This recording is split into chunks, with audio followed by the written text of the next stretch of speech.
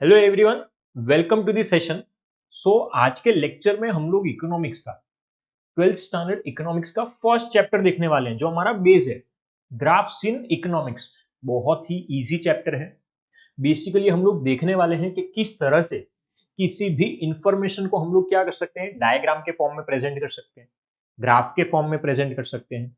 और साथ साथ में हम लोग इस चैप्टर में बेसिक चीज देखने वाले हैं, वो है यूज ऑफ टेक्नोलॉजी। तो बेसिकली दो तीन अलग अलग चीजों के ऊपर डिस्कशन करेंगे। पहले हम लोग डिस्कशन करेंगे डायग्राम्स पे, फिर ग्राफ पे, और फिर टेक्नोलॉजी पे। तो ये दो तीन अलग अलग चीजें हैं जिस पे डिस्कशन होगा। चैप्टर को तीन पार्ट में डिवाइड करेंगे: diagram, graph and use of technology. एक एक करके कंसिडर करेंगे। सबसे पहले हम लोग जो टॉपिक देखने वाले हैं वो है meaning of diagram and graph. जब हम लोग बात करते हैं इंफॉर्मेशन की या किसी डेटा की, तो डेटा तो बहुत सारा होता है, लेकिन एक चीज सोच के देखो, रियल लाइफ में क्या पूरा का पूरा डेटा हम लोग रीड कर सकते हैं? इतना टाइम होता है? नहीं, बहुत ज्यादा टाइम चला जाता है, बहुत एनर्जी वेस्ट हो जाती है। और इसीलिए हम लोग उस डेटा को सिंपल फॉर्म में प्रेजेंट करते हैं।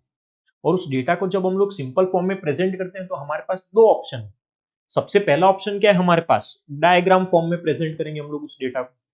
और दूसरा ऑप्शन क्या हो सकता है हमारे पास? तो ग्राफ में प्रेजेंट कर सकते हैं। मतलब किसी भी डेटा को, किसी भी इंफॉर्मेशन को हम लोग किस चीज में प्रेजेंट करेंगे? Either in the form of diagram और in the form of a graph. दोनों में से कोई भी ऑप्शन अवेलेबल है। अब सर, दोनों का डिफरेंस क्या है? जब मैं डायग्राम की बात करता हूं तो डायग्राम बहुत सारी जगह पे यूज होता है। इवन एडवर्टाइजमेंट एजेंसीज है, गवर्नमेंट है, वो लोग भी डायग्राम का यूज करते हैं लोगों का अटेंशन ग्रैब करने के लिए। जब मैं डायग्राम की बात करता हूं तो एक चीज बहुत सिंपल है। डायग्राम मतलब क्या है? बेसिकली रिप्रेजेंटेशन है, representation of the observable data by way of A picture.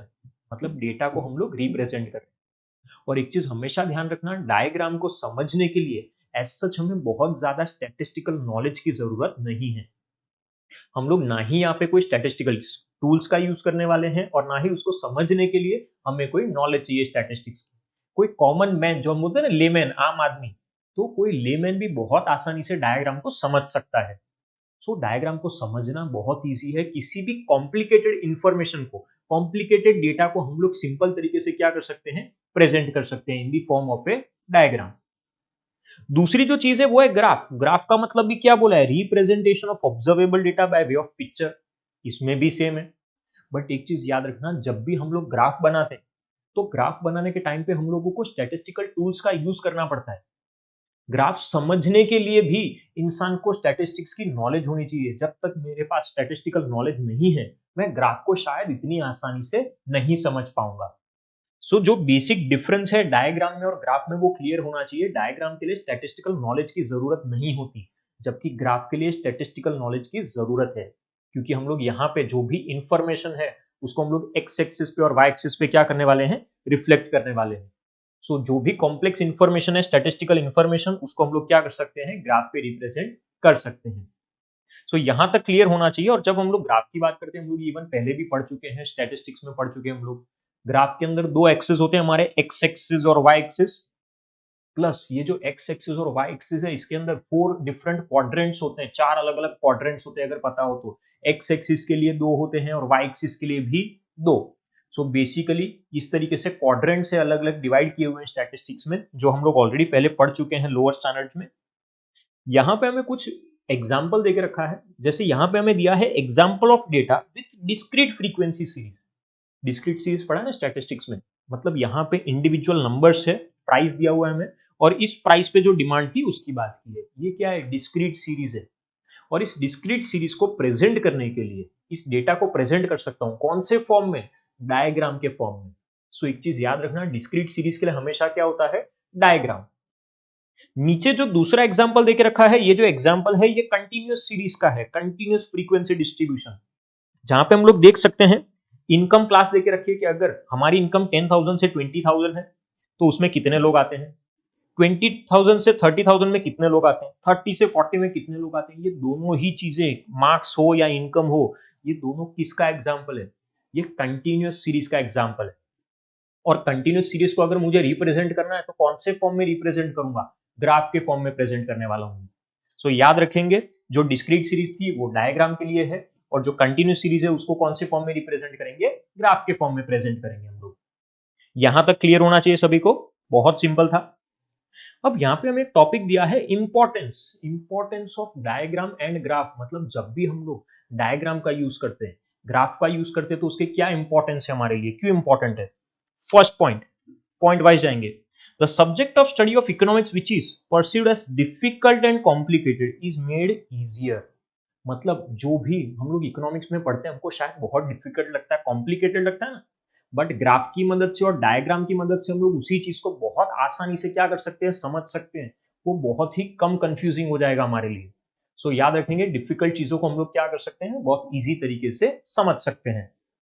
Second, trend of certain economic parameter over various years can be observed. Important क्या है, ट्रेंड। मतलब अगर मुझे कोई भी पर्टिकुलर ट्रेंड को समझना है, इकोनॉमिक पैरामीटर, लोगों की इनकम बढ़ रही है या फिर कम हो रही है, किसी बिजनेस में सेल्स बढ़ रही है या फिर कम हो रही है, प्रोडक्शन बढ़ रहा है कम हो रहा है, ऐसा कोई भी पैरामीटर कंसीडर करना है, ट्रेंड देखना है हम लोगों को, वेदर इंक्रीजिंग और डिक्रीजिंग, तो डायग्राम की मदद से, ग्राफ की मदद से हम लोग आसानी से समझ सकते हैं। Next, changes occurring in the various sector of the economy can be understood. जो भी सेक्टर होते हैं ना, एग्रीकल्चर सेक्टर है, सर्विस सेक्टर है, इंडस्ट्रियल सेक्टर है, इन सब में अगर कोई भी चेंजेस आ रहे हैं, तो उन चेंजेस को भी समझ सकते हैं with the help of diagram. A comparison can be easily drawn for the distribution of some economic parameter between the group, class, region, sector as well as time period. अगर हम चीजों को कंपेयर करना चाहते हैं तो कंपेयर भी कर सकते हैं, किसकी मदद से, डायग्राम की मदद से, ग्राफ की मदद से। मतलब मुझे अगर से फॉर एग्जांपल दो अलग अलग लोगों की इनकम को कंपेयर करना है, दो रीजन के लोग हैं, दो क्लास के लोग हैं, दो सेक्शन के लोग हैं, तो इन लोगों की इनकम को कंपेयर करना है, किसी भी चीज को कंपेयर करना बहुत ईजी हो जाता है। या इवन मुझे अगर मेरी इनकम कंपेयर करनी है टाइम पीरियड के हिसाब से, लास्ट ईयर मेरी इनकम कितनी थी और इस ईयर मेरी इनकम कितनी है, मैं कंपेयर कर सकता हूं। क्यों? क्योंकि ग्राफ है, डायग्राम है, तो कंपेरिजन बहुत ईजी हो जाएगा। And when many aspects of economics which are found apparently difficult are presented through a diagram और graph, the time and effort of the presenter in explaining is saved. मतलब हमारा time क्या हो जाता है, टाइम और एफर्ट्स सेव हो जाते हैं। मतलब शायद पहले मुझे वो चीज पूरी की पूरी रीड करनी थी, लेकिन अब मैं सिर्फ डायग्राम को देख के या ग्राफ को देख के ही समझ गया हूं। मतलब कहीं ना कहीं मेरा टाइम भी सेव हो जाता है और मुझे इतने ज्यादा एफर्ट्स भी नहीं लगाने पड़ते। रीड करने में एफर्ट्स बहुत होते हैं, डायग्राम को सीधा देख के ही समझ सकता हूँ, कोई ऐसा सच बहुत एफर्ट्स की जरूरत नहीं है। एंड लास्ट पॉइंट, इंपॉर्टेंस में last point, certain difficult principles of economics are understood with the help of diagram and graph. मतलब अगर हम लोग कुछ प्रिंसिपल्स को समझना चाहते हैं, हम लोगों ने पहले के स्टैंडर्ड में पढ़ा हुआ है, अगर पता हो तो, डिमांड सप्लाई ये सब चीजें पढ़ी है ना, लॉ ऑफ डिमांड, क्या होता है लॉ ऑफ डिमांड, प्राइस अगर बढ़ रहा है तो डिमांड कम, प्राइस कम तो डिमांड ज्यादा, ये क्या है, प्रिंसिपल है। उसी तरीके से सप्लाई में भी पढ़ा है, लॉ ऑफ सप्लाई, प्राइस बढ़ेगा तो सप्लाई भी ज्यादा, प्राइस कम तो सप्लाई भी कम। तो इन प्रिंसिपल्स को हम लोग आसानी से समझ सकते हैं with the help of diagram and graph. So वो चीज क्लियर होनी चाहिए हम लोगों को। तो ये बेसिक इंपॉर्टेंस है किसके, डायग्राम के और ग्राफ के। आई होप सभी को इंपॉर्टेंस क्लियर होने चाहिए पहले तो। अब इंपॉर्टेंस के बाद हमें कुछ एस्पेक्ट्स दिए, मतलब जब हम लोग कोई डायग्राम बनाते हैं, जब हम लोग कोई ग्राफ बनाते हैं, तो कौन सी चीजों को ध्यान में रखने वाले हैं, कौन से एस्पेक्ट्स को कंसीडर करेंगे, कौन सी चीज को ध्यान में रखेंगे। बहुत सिंपल है। First, choice of type of diagram और ग्राफ एंड देयर प्रेजेंटेशन। मतलब मैं जो ग्राफ बनाने वाला हूं, मैं जो डायग्राम बनाने वाला हूं, वो कौन सा बनाऊंगा, पाई चार्ट होगा, बार डायग्राम होगा, क्लस्टर्ड बार डायग्राम होगा, डिवाइडेड बार डायग्राम होगा। तो सबसे पहले तो मुझे चूज करना होगा कि हम लोग कौन सा डायग्राम या फिर कौन सा ग्राफ बनाने वाले हैं, वो बहुत इंपॉर्टेंट है। Next, clarity. दूसरी चीज, मैं जो डायग्राम बना रहा हूं, मैं जो ग्राफ बना रहा हूं, वो बहुत क्लियर होना चाहिए, नीट एंड क्लीन होना चाहिए, जिसकी मदद से सामने वाला उसको आसानी से समझ सके। ग्राफ बनाते टाइम, डायग्राम बनाते टाइम हम लोग क्या कर सकते हैं, अलग अलग कलर्स को यूज कर सकते हैं, अलग अलग शेड्स को यूज कर सकते हैं, तो ये सब चीजें पॉसिबल है। Next is scales and measures. मतलब डायग्राम और ग्राफ बनाते टाइम सबसे इंपॉर्टेंट क्या है, स्केल्स और मेजरमेंट। एक्स एक्सिस पे, वाई एक्सिस पे हम लोग करते हैं ना, 1 centimetre is equal to 10,000 rupees. मतलब हम लोग इनकम बता रहे हैं कि भाई ये 1 सेंटीमीटर में मैंने 10,000 की इनकम को कंसिडर किया है, या प्रोडक्शन कितने यूनिट्स को, सेल्स कितने यूनिट्स को। तो स्केल और मेजरमेंट बहुत इंपॉर्टेंट है, वो ध्यान में रखेंगे हम लोग। Next is representation of the axis मतलब जब भी मैं ग्राफ बना रहा हूं तो एक्सिस तो होंगे ही, एक्स एक्सिस और वाई एक्सिस हमेशा रिप्रेजेंट करना है, कंपलसरी ये मार्क करना ही है। Data table and source of data, मतलब हम लोग बेसिकली हमने जो डायग्राम बनाया है, ग्राफ बनाया है, उसके अंदर डेफिनेटली डेटा है, बट वो डेटा के लिए हमको पहले टेबल भी बनाना चाहिए और साथ साथ में सोर्स ऑफ डेटा, मतलब ये डेटा कलेक्ट कहां से किया है मैंने। से फॉर एग्जांपल अगर मैंने पॉपुलेशन के ऊपर डायग्राम बनाया है, ग्राफ बनाया है, तो मुझे नीचे लिखना होगा कि वो डेटा कहां से मिला। मैं लिख सकता हूँ ना census, population census of India, जो लोग क्या करते हैं बेसिकली पॉपुलेशन काउंट करते हैं, कॉम्पोजिशन देखते हैं पॉपुलेशन का। तो सोर्स लिखना बहुत इंपॉर्टेंट है कि कौन से सोर्स से हमको ये डेटा मिला है। Next one, method of calculating the data, मतलब मैंने अगर डायग्राम में, ग्राफ में अगर कोई भी चीज को शो किया है तो मुझे बताना होगा कि किस तरीके से कैलकुलेट किया है। जैसे अगर से फॉर एग्जांपल मैं मोड को प्रेजेंट कर रहा हूं डायग्राम के अंदर, मीडियन को प्रेजेंट कर रहा हूं मैं, तो उसको कैलकुलेट कैसे किया है, कैलकुलेट करने का तरीका और सब कुछ भी होना चाहिए, कौन सा फॉर्मूला यूज किया है वो सब बहुत क्लियर होना चाहिए। सो इतनी चीजों को हम लोग ध्यान में रखेंगे, ये हमारे क्या है, एस्पेक्ट्स है, aspects to be considered while drawing a diagram और अ ग्राफ। सो यहां तक सभी को क्लियर होना चाहिए। बहुत सिंपल है, ये हमने पहले भी पढ़ा हुआ है 10th स्टैंडर्ड में, कहीं ना कहीं हमारा बेस रह चुका है ये। अब जब हम लोग डायग्राम की बात करते हैं ना, तो डायग्राम के भी अलग अलग टाइप्स होते हैं, जैसे कि यहाँ पे एग्जांपल दिए हुए हैं। फर्स्ट पिक्टोग्राम होता है, स्कैटर डायग्राम होता है, line diagram, circle diagram, bar diagram and pi diagram. इतने सारे डायग्राम पढ़ने हैं नहीं, टेंशन मत लेना, हम लोगों को इतने सारे डायग्राम नहीं पढ़ने। हमारे जो सिलेबस में है वो बेसिकली लाइन डायग्राम है, बार डायग्राम है और पाई डायग्राम, यानी सिर्फ और सिर्फ तीन ही अलग अलग डायग्राम हम लोग क्या करने वाले हैं, पढ़ने वाले हैं। जिसमें सबसे फर्स्ट हमको जो दिया है वो दिया है टाइम बेस्ड लाइन डायग्राम। ये टाइम बेस्ड है, मतलब बेसिकली यहाँ पे डायग्राम के अंदर हम लोग जो बेस लेने वाले हैं वो किस चीज को बेस लेंगे, टाइम को। मतलब मैं जो इंफॉर्मेशन, मैं जो डेटा प्रेजेंट कर रहा हूं वो टाइम के हिसाब से प्रेजेंट कर रहा हूं। एक्स एक्सिस पे हम लोग जो रखते हैं वो क्या है, इंडिपेंडेंट वेरिएबल, यानी हम लोग देख सकते हैं क्या है वो, टाइम पीरियड है। हमेशा एक्स एक्सिस पे हम लोग टाइम को रख रहे हैं, और वाई एक्सिस पे हम लोग अगर रखते हैं तो किस चीज को रखेंगे, डिपेंडेंट वेरिएबल को। अब वो कुछ भी हो सकता है, कंट्री की पॉपुलेशन हो सकती है या कोई भी चीज हो सकती है। सो याद रखेंगे, एक्स एक्सिस पे इंडिपेंडेंट वेरिएबल है और वाई एक्सिस पे डिपेंडेंट वेरिएबल है। अब ये जो टाइम बेस्ड लाइन डायग्राम है, इसका हमें यहाँ पे दिया हुआ है, एक सिंपल एग्जांपल दिया है छोटा सा। हम लोग टेबल देख सकते हैं, percentage growth rate of India population, मतलब इंडिया में जो पॉपुलेशन है जिस स्पीड से बढ़ रही थी उसका यहाँ पे डेटा दिया हुआ है। तो सबसे पहले टेबल फॉर्म में दिया है, और इसी चीज को हम लोगों ने क्या किया है, ग्राफ के फॉर्म में प्रेजेंट किया है। हम लोग देख सकते हैं यहाँ पे 1951-61 में कितनी पॉपुलेशन थी, नेक्स्ट 61 71 में, 71 81, तो year wise basically decade wise हर 10 साल के गैप में बेसिकली पॉपुलेशन में जो ग्रोथ आया है, कितने परसेंटेज से पॉपुलेशन बढ़ी है, उस चीज को इन्होंने रिप्रेजेंट किया है। सो टाइम के हिसाब से हमने क्या किया है, डायग्राम को ड्रॉ किया है। सो यहां तक सभी को क्लियर होना चाहिए, बहुत सिंपल है। ये कौन सा है, टाइम बेस्ड लाइन डायग्राम है ये, जहां पे हमने चीजों को कर्व के फॉर्म में रिप्रेजेंट किया है। नेक्स्ट, अब जब हम लोग नेक्स्ट डायग्राम की बात करते हैं तो वो बार डायग्राम है। बार डायग्राम मतलब यहाँ पे हम लोग क्या करते हैं, जो भी डेटा होता है, जो भी वैल्यूज है, उसको हम लोग बार के फॉर्म में क्या करने वाले हैं, प्रेजेंट करने वाले हैं।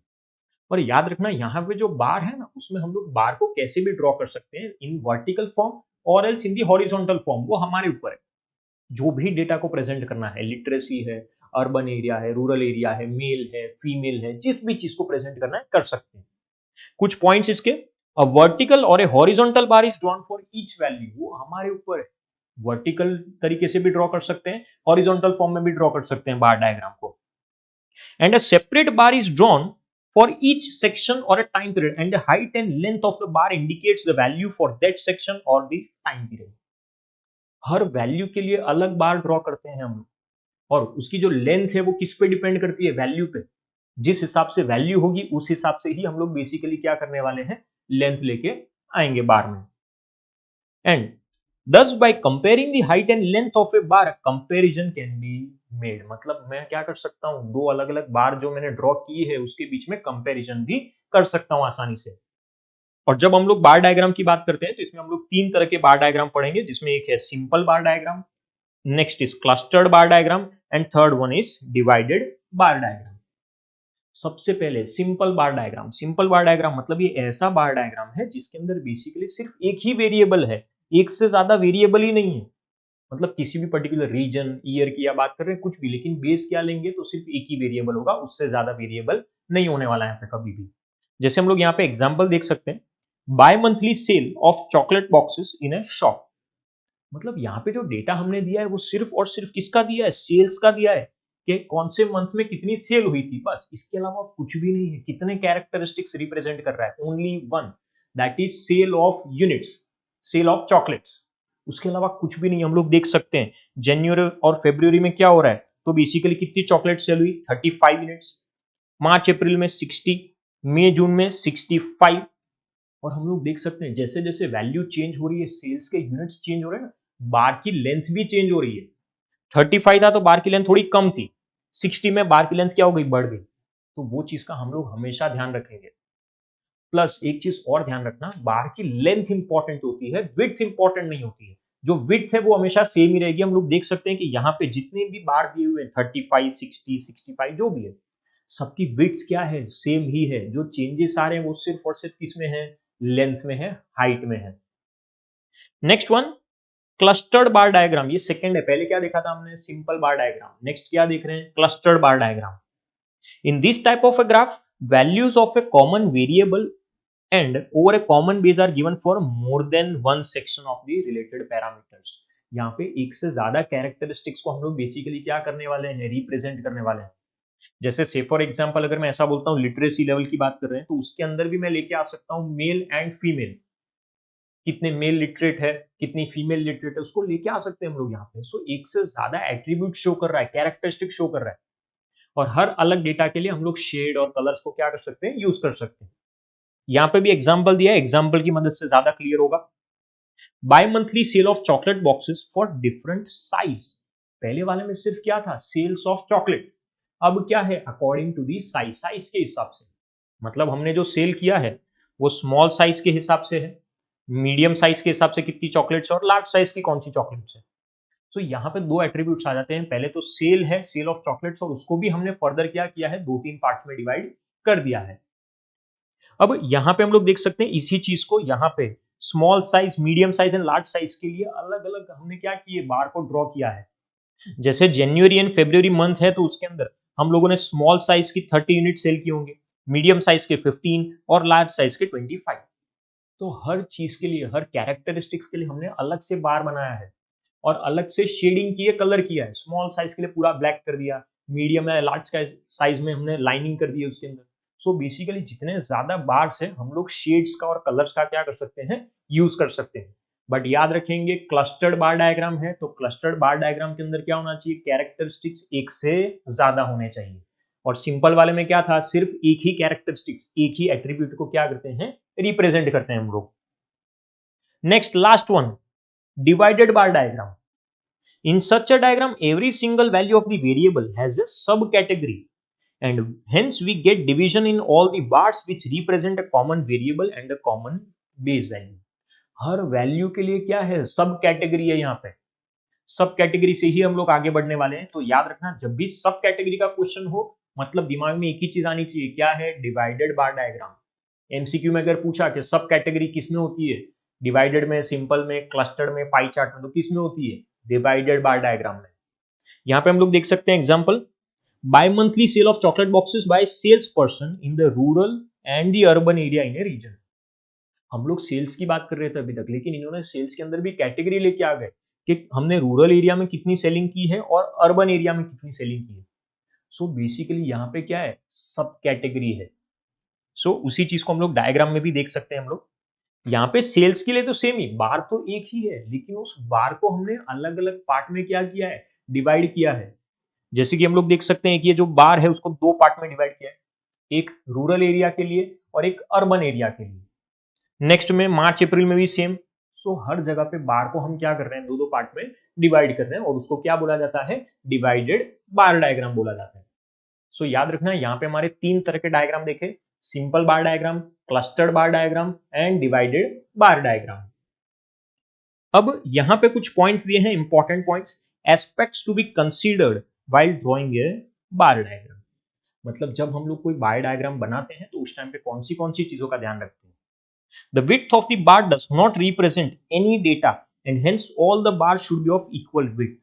मैंने पहले ही बताया ना, विड्थ से कुछ पता नहीं चलता, तो विड्थ तो हमेशा क्या रहेगी, सेम ही रहने वाली है। विड्थ में हम लोग कोई चेंज नहीं करते हैं, वो सेम ही रहती है।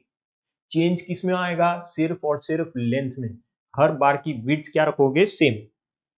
The length of the respective bar should be proportional to the value of variable. मतलब जो लेंथ है वो चेंज होती है, कैसे चेंज होती है, यहाँ पे देख सकते हैं हम लोग वैल्यू के हिसाब से। कहीं पे वैल्यू 80 है तो कहीं पे 120 है। जैसे जैसे वैल्यू चेंज होगी, बार की जो लेंथ है वो भी क्या हो जाएगी, चेंज हो जाएगी। And the distance between all the bar should B equal and that should also be maintained between the first bar and the origin. मतलब हर बार के बीच में ना स्पेस होनी चाहिए। हम लोग देख सकते हैं यहाँ पे हर जगह पे स्पेस है, और ये स्पेस क्या है, इक्वल स्पेस है। और इक्वल स्पेस में ध्यान रखना है, इवन पॉइंट ऑफ ओरिजिन से फर्स्ट बार के बीच में भी उतनी ही स्पेस हम लोग क्या करके रखेंगे, मेंटेन करके रखेंगे। Next, all bars rest on the same line called the base which usually coincide with the x axis। ये तो ऑब्वियस बात है, कॉमन चीज है। हर बार जो है उसके लिए बेस लाइन क्या है, एक्स एक्सिस ही है, यहां से ही स्टार्ट होगा, एक्स एक्सिस से। हाँ, लेकिन आज के टाइम में टेक्नोलॉजी है, तो टेक्नोलॉजी की मदद से हम लोग वर्टिकल के साथ साथ हॉरिजॉन्टल बार भी ड्रॉ कर सकते हैं। टेक्नोलॉजी है तो पॉसिबल है ये। And last point, all vertical bar should be arranged from left to right in order of the data series. मतलब जो भी बार से वो हमेशा क्या होगा, लेफ्ट से ही राइट में जाने वाली है। राइट से लेफ्ट में हम लोग कभी भी जाएंगे नहीं। सो बेसिकली यहां से हम लोग स्टार्ट करेंगे, फिर यहाँ पे इस तरीके से लेफ्ट से कहां पे जाना है, हम लोग को राइट में जाना है। सो याद होना चाहिए ये कुछ एस्पेक्ट्स है, aspects to be considered while drawing a diagram, bar diagram. Clear हो रहा है सभी को यहां तक? सो ये हमारा डायग्राम का टॉपिक यहाँ पे कंप्लीट हुआ। सो अब हम लोग जो देखेंगे वो नेक्स्ट क्या है, पाई डायग्राम। जब हम लोग पाई डायग्राम की बात करते हैं तो पाई डायग्राम बहुत सिंपल चीज है। किसी भी डेटा को, किसी भी इंफॉर्मेशन को हम लोग कैसे प्रेजेंट कर रहे हैं, तो एक सर्कल में प्रेजेंट कर रहे हैं, अ सर्कल ऑफ 360 डिग्री। यहाँ पे दिया हुआ है, हम लोग देख सकते हैं, division of a circle in degrees represent है पाई डायग्राम। मतलब सबसे पहले हम लोग क्या करते हैं, एक सर्कल को ड्रॉ करते हैं और उस सर्कल को हम लोग अलग अलग पार्ट में डिवाइड कर देते हैं। जो भी हमें वैल्यूज दी है उसके हिसाब से सर्कल को क्या करना है, हम लोगों को डिवाइड करना है। सो यहाँ पे हम लोग देख सकते हैं बेसिक चीज है कि ये जो सर्कल है, ये सर्कल कितना होना चाहिए, तो 360 डिग्री का ही होना चाहिए कंपल्सरीली। कितना होना चाहिए, 360 डिग्री। अब ये जब हम लोग सर्कल बनाते हैं तो पहले हमको जो भी वैल्यूज दी है उस वैल्यू को डिग्री में कन्वर्ट करना होगा। और उस वैल्यू को डिग्री में कन्वर्ट करने के लिए हमको एक फॉर्मूला दिया हुआ है। हम लोग देख सकते हैं यहाँ पे हमें वैल्यू दिया हुआ है formula, component value upon the total value into 360 degree. Component value जो होती है, जैसे यहाँ पे एग्जांपल में देख सकते हैं 20, तो 20 को क्या करेंगे, टोटल वैल्यू मतलब 100 के साथ डिवाइड करेंगे और किससे मल्टीप्लाई करेंगे, 360 से मल्टीप्लाई करेंगे, तो हमको जो आंसर मिलेगा वो डिग्री में मिलेगा। क्यों डिग्री ढूंढनी है, क्योंकि सर्कल के अंदर मैं जो प्रेजेंट करने वाला हूँ इंफॉर्मेशन, वो कंपल्सरीली डिग्री के फॉर्म में ही क्या करूंगा, प्रेजेंट करूंगा। सो याद रखना, सबसे पहले हम लोग क्या करेंगे, हमेशा डिग्री कैलकुलेट करेंगे और उसके बेस पे हम लोग उस डेटा को क्या कर सकते हैं, यहाँ पे रख सकते हैं सर्कल के अंदर। और अगर सिंपल चीज है, अगर हम लोग इस तरीके से नहीं करना चाहते, component value upon total value into 360 degree, तो हम लोग ऐसा भी कर सकते हैं कि पहले वैल्यूज को परसेंटेज में कन्वर्ट करो और फिर उसको मल्टीप्लाई बाय 3.6 कर दो। एक ही बात है, ये फॉर्मूला यूज करो या फिर परसेंटेज को 3.6 से मल्टीप्लाई कर दो, दोनों में से कोई भी ऑप्शन अवेलेबल है हमारे पास।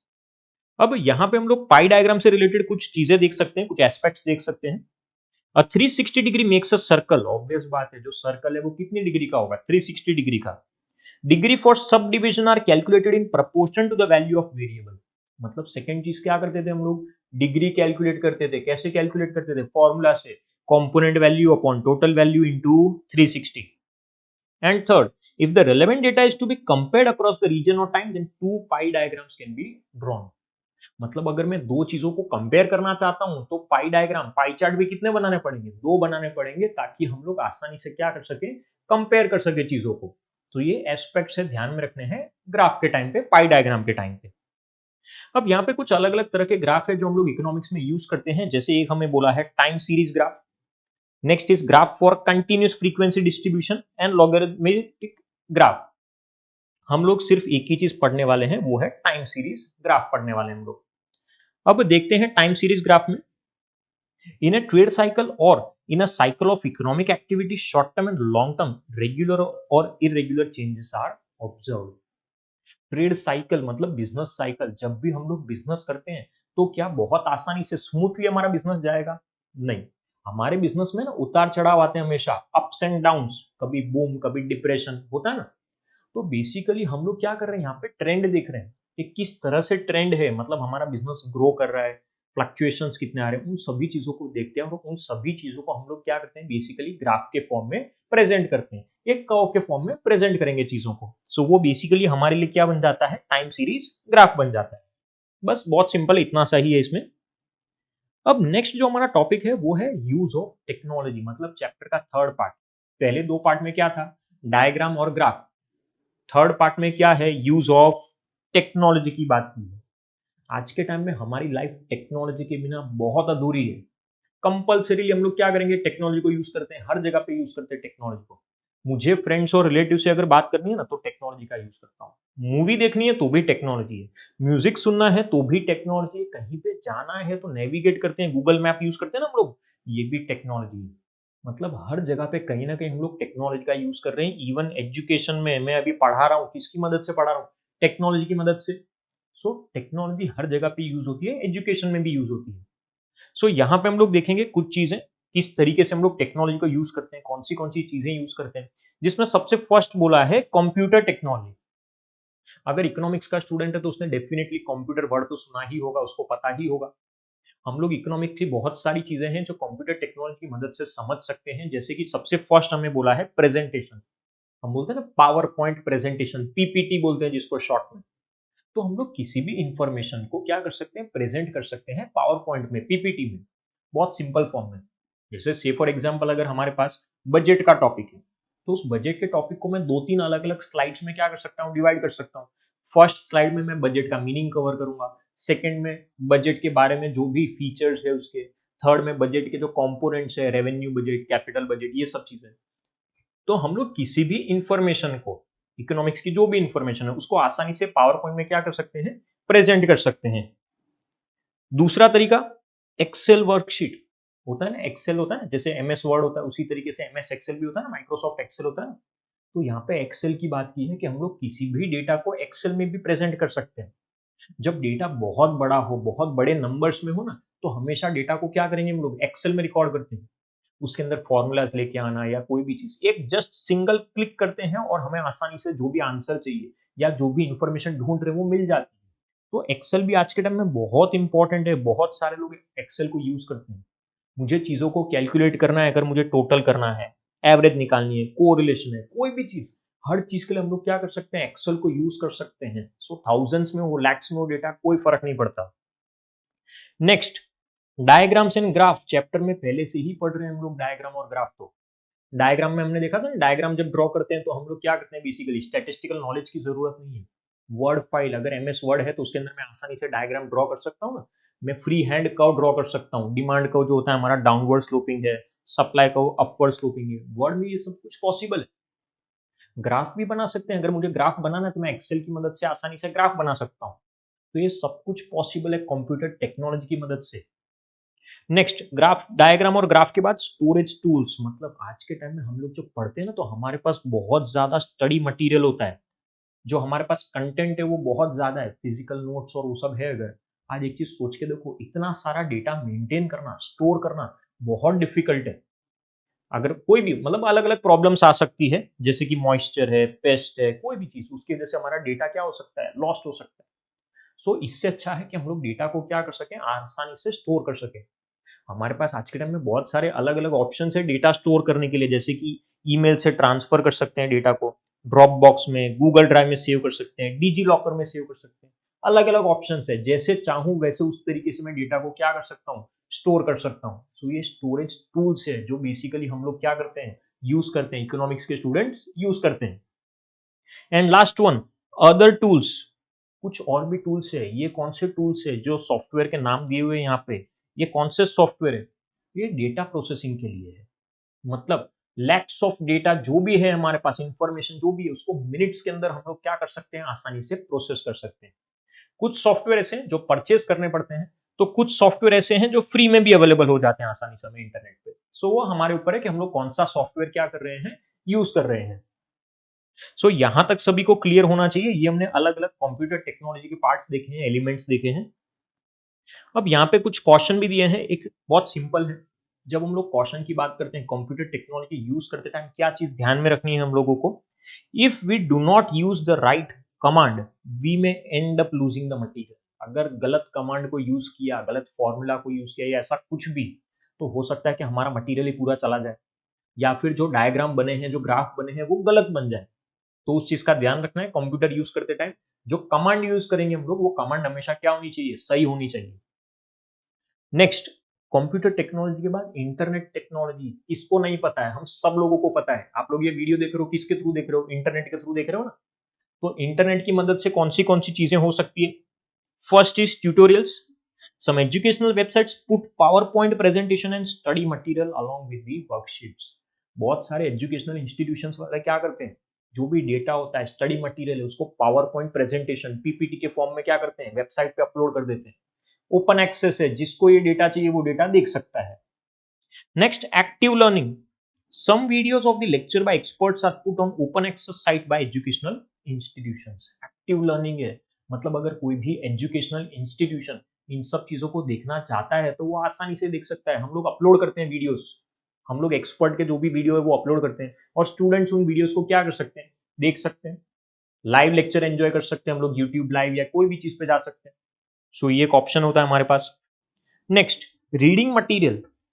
आज के टाइम में बहुत सारी बुक्स अवेलेबल, न्यूमरस बुक्स, मतलब बहुत सारी बुक्स अवेलेबल है हमारे पास, फ्री ऑफ कॉस्ट पढ़ सकते हैं हम लोग। सो ये एक हमारे पास ऑप्शन है कि हम लोग आर्टिकल से, बुक्स से, जर्नल से, किसी भी चीज को या तो फ्री में पढ़ सकते हैं या एनुअल सब्सक्रिप्शन, थोड़ी बहुत फीस पे करो और फिर पढ़ सकते हैं। सो दोनों ऑप्शन है हमारे पास। और कुछ, यस, इंफॉर्मेशन। मतलब अगर हम लोग यूनिवर्सिटीज की और उस सब की इंफॉर्मेशन से सब देखना चाहते हैं कि कौन सी यूनिवर्सिटी इकोनॉमिक्स में कौन सी डिग्री ऑफर कर रही है और सब कुछ, तो वो भी आसानी से पता चल जाता है इंटरनेट के थ्रू। नेक्स्ट, अगर हमको इकोनॉमिक्स के कोट्स चाहिए, कोई रेफरेंस बुक के नाम चाहिए, तो वो भी पता चल जाएंगे इंटरनेट की मदद से। Last one, data.